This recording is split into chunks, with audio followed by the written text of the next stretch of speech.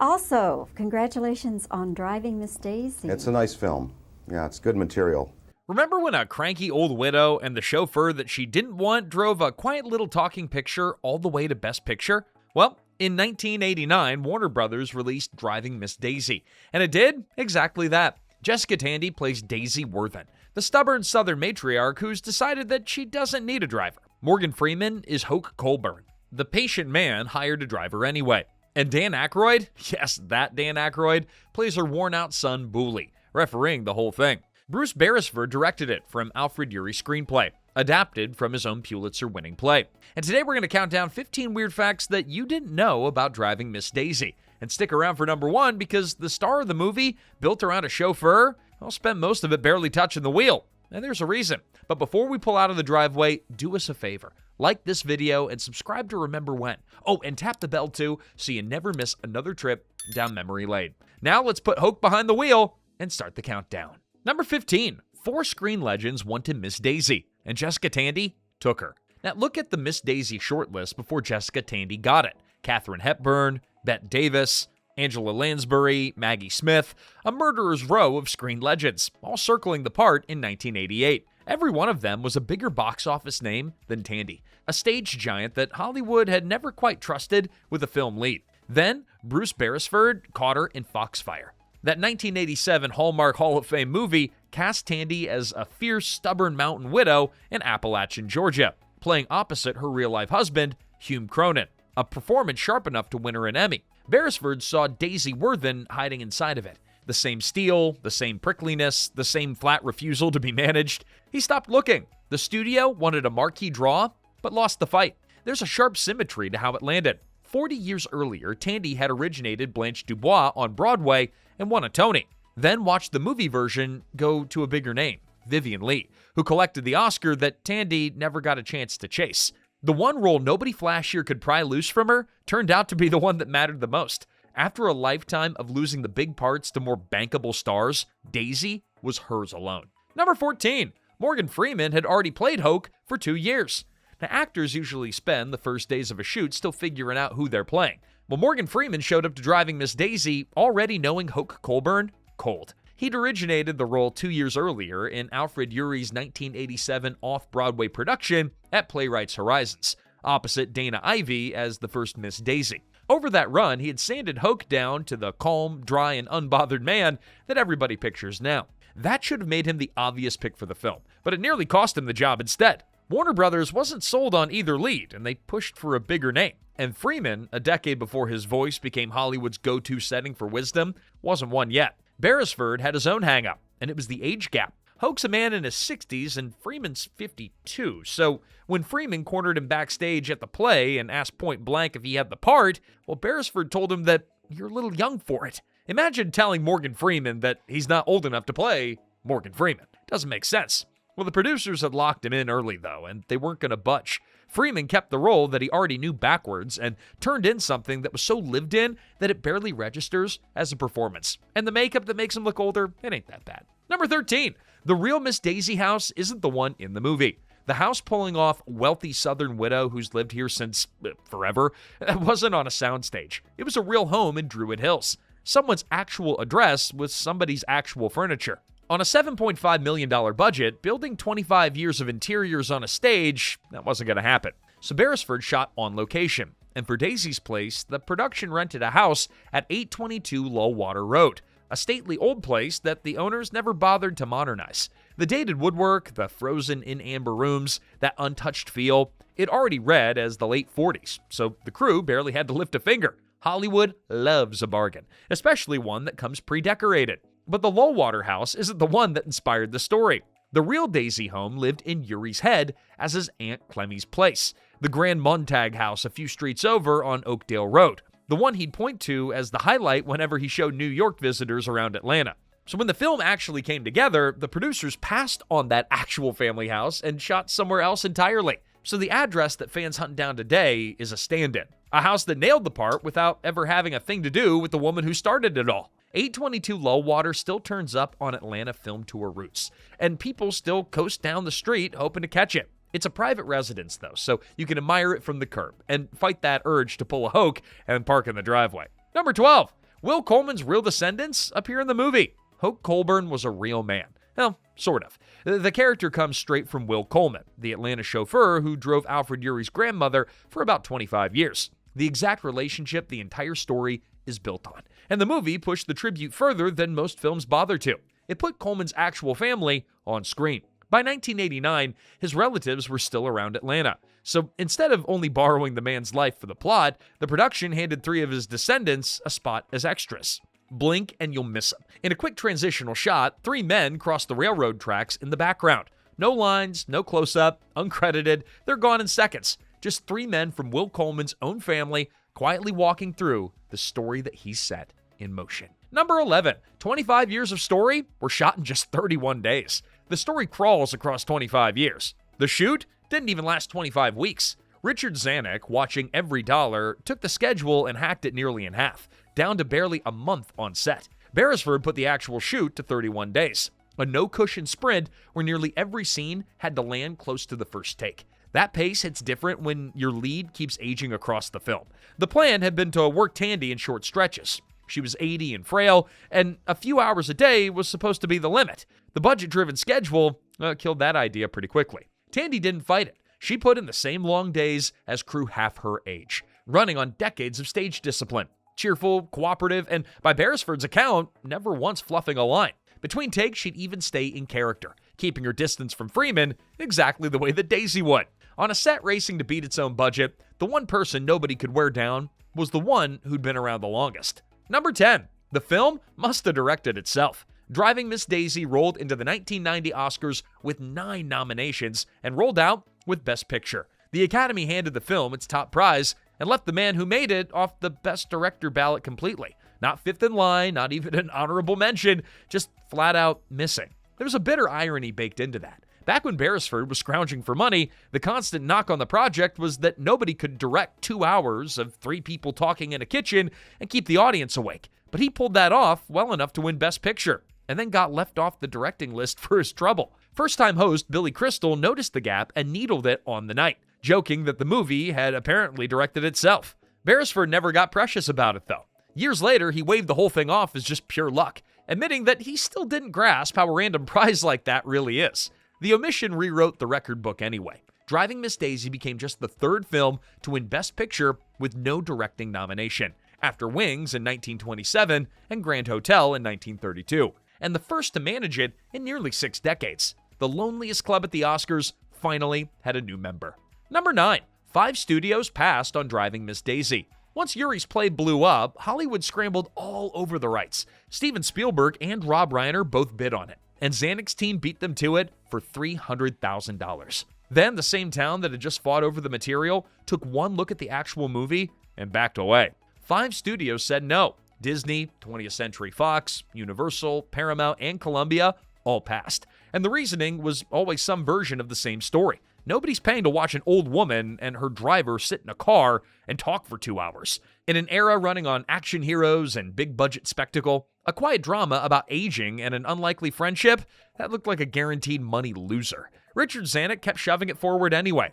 Warner Brothers finally bit. And even then, barely. They put up most of the budget for the domestic rights, though Beresford figured that they lacked enthusiasm and mostly found it hard to just say no to a producer with Zanuck's track record. The rest came from a believer. Canadian producer Jake Eberts read the script on a ski trip. He loved it, and then his companies covered the money that the studios wouldn't touch. Number 8. The makeup aged Morgan Freeman 25 years. Look at what Driving Miss Daisy beat for best makeup. The Adventures of Baron Munchausen, a fantasy-packed wall-to-wall with creatures and prosthetics. That category usually rewards the loud stuff, right? Monsters, aliens, a face peeling off on camera. But Daisy won it for work that you're specifically not supposed to see. The entire job was disappearing. Freeman was 52 when they started filming, younger than Hoke is in the very first scene. Manlio, Rocchetti, Lynn Barber, and Kevin Haney had to walk the character across 25 years, from around 60 into his mid-80s, so gradually that no single scene ever should play like a guy in an old-age chair.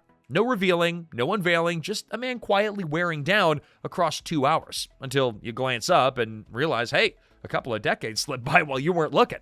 That's the trick that nobody claps for. Put a goblin on screen, and the Academy, they take notice. age a man 20-odd years so smoothly that the audience forgets it's even happening, and you've done that harder thing and hidden the evidence. They handed it the Oscar anyway. Somebody in that room, they were paying attention. I thought it was great. All right, quick pause. If you're enjoying this ride so far, tap that like button. It's the little nudge that tells YouTube to push these deep dives to more people who still remember the good stuff. And while you're at it, ring that bell. It'll help keep your trips down memory lane as smooth as Hoke's driving. All right, let's get back on the road. Number 7, the crew had to hide modern Atlanta. The story runs from 1948 to 1973, but the cameras rolled in 1989. And by then, Atlanta had spent 4 decades sprouting skyscrapers and widening roads. 8 lanes across, and Atlanta still has traffic. But anyways, all of it was itching to wander into frame and wreck the shot. So making this movie meant hiding an entire modern city just off camera. The simplest fix was to leave town. So a good chunk of the driving footage wasn't shot in Atlanta at all. The production drove about 40 miles south to Griffin, Georgia, a farming town that had barely touched its own look since the 40s and could pass off for period Atlanta without much of a fight. Then you've got the grocery store. Daisy's Piggly Wiggly was really a storefront at 1111 Euclid Avenue in Little Five Points, home at the time to the Seven Anda Natural Foods Co-op and a used clothing shop called Ragorama today. Dressed for the camera, a crunchy health food co-op got to spend a couple of days playing a mid-century southern supermarket. Watch the film, and you'd swear it was lifted clean out of the past. But that past was maybe 6 feet wide, with 1989 standing just off frame, checking its watch. Number 6, Miss Daisy's opening crash really did happen to the writer's grandmother. That opening wreck, Daisy backing the car clean over the wall into the neighbor's yard, that's not the screenwriter showing off. It's family history. Alfred Uhry built it out of his own grandmother.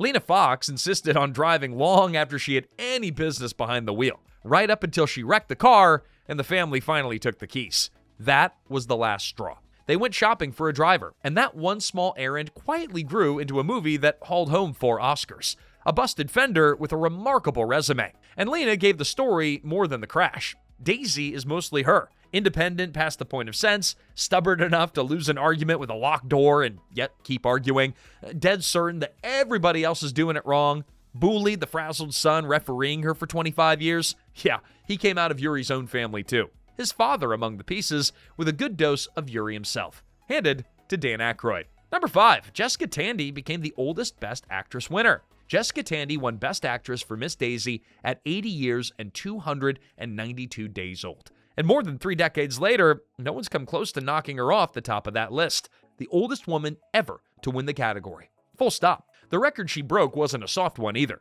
Katharine Hepburn had grabbed it at 74 for On Golden Pond and sat on it for 8 years.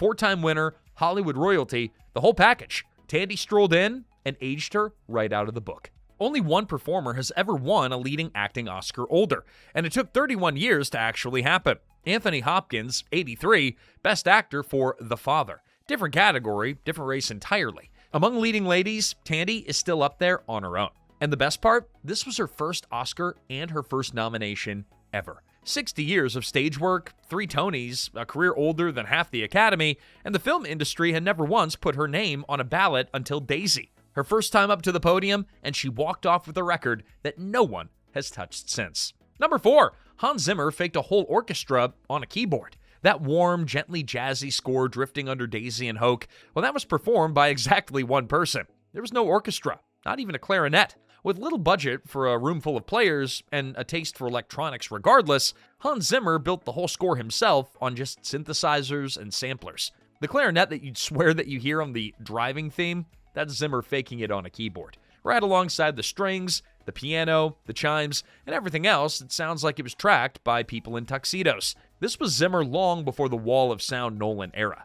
A German composer wiring up a very southern, Georgia-flavored score out of nothing but electronics. He'd scored Rain Man the same all-synthetic way the year before, so building an entire film's music studio was already becoming a signature. It even fooled the people that were handing out trophies. The score landed a Grammy nomination, a peculiar honor for an orchestra that technically never existed. The music never shoves its way to the front. It rides shotgun with Daisy and Hoke, close and easy enough that you bet real players were parked just off camera. Number 3, Florine was invented just to cast Patti LuPone. Now, Booley's wife Florine steals every scene she's in. the social climbing, Christmas-obsessed daughter-in-law who drives Daisy up the wall. Well, on stage, though, you never once see her. In the play, she's a ghost. She's talked about, phoned, complained about, but never walking out in front of the audience. Uhry kept the whole thing locked on just 3 people: Daisy, Hoke, and Booley. When he adapted it for the screen, Uhry finally gave her a face, and his reasoning had nothing to do with the plot. He wrote the part for Patti LuPone because he thought that she looked terrific in period costume. That's the whole story. A supporting character in a Best Picture winner exists mostly because the writer wanted to see LuPone in a 1950s dress. She earned her keep. Florine handed the movie something that the stage never could. Daisy forced to watch her Jewish daughter-in-law throw herself at Christmas. The decorations, the tree, a full meltdown over running out of coconut, all buying her way into Atlanta's high society, one over-the-top holiday at a time. And for the part created mostly so LuPone could wear the clothes, Florine punches above her weight. Uhry admitted that frantic Christmas social climbing, that came straight out of his own childhood.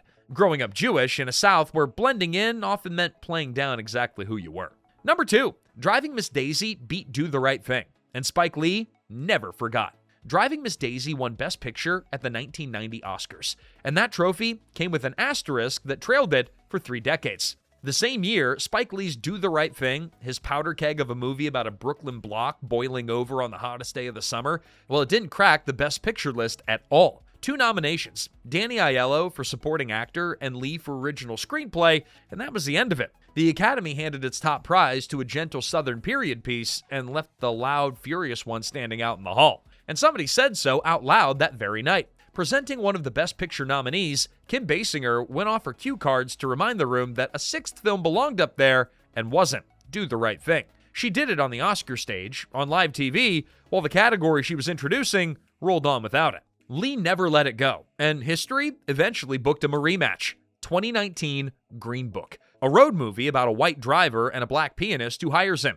Basically, it's like the Daisy setup with the seats flipped. Well, that beat Lee's Black Klansman for Best Picture. Cameras caught him waving his arms and heading for the exit before he was stopped at the doors. Backstage, he shrugged it off with the line of the night: "Every time somebody's driving somebody, I lose." The night wasn't a total wash for him, though. Same ceremony, and Lee finally landed his first competitive Oscar. Best Adapted Screenplay for Black Klansman, 30 years after the Academy couldn't be bothered to nominate Do the Right Thing for its top award. Green Book took the prize that he wanted. Lee walked out with one that had dodged him his whole career. Decades on, Daisy still gets remembered as much for the fight that it started as the trophy that it took home. And number 1, Morgan Freeman barely drove in Driving Miss Daisy. Watch Hoke cruise Atlanta in that big maroon Hudson, and you'd swear that Morgan Freeman was a natural behind the wheel. Odds are, in most of the shots, he wasn't really driving at all. Now, there's a reason that actors always look so easy steering and talking at the same time, because usually they're not doing both. For scenes built on in-car dialogue, the standard move is to mount the car on a low trailer and let a camera truck tow the whole rig down the street. Cameras and lights and mics hung off the windows, while the people inside just sit and act. There's no traffic to watch, no engine to mind, and Driving Miss Daisy was a textbook case for it. The movie practically lives in that back and forth between Daisy and Hoke as the car rolls along, and the cars themselves were fussy vintage machines. A late 1940s Hudson Commodore and a restored black 1955 Cadillac Fleetwood, you never hand a working actor to pilot through real traffic. Put an 80-year-old co-star in the back seat and towing the car, it's a safe and obvious way to shoot it. So the calm that you're watching, it's mostly the method. Freed from the road, Freeman could turn halfway around, hold Tandy's eye in the mirror, and just play the moment while somebody else off camera did the actual driving. So the tight maneuvering, the pulling into a driveway, easing up to the curb, that's the kind of thing that an actor often does handle for real. But those long conversations that fill most of Hoke's screen time, he looks impossibly at ease because most of the time, the wheel wasn't his to worry about. And there you have it, everyone. 15 weird and wild facts about Driving Miss Daisy. Which one hit you the hardest? Well, tell us in the comments, subscribe to our channel, and share this with a friend who still loves this movie. And until next time, thanks for riding along. This is Remember When.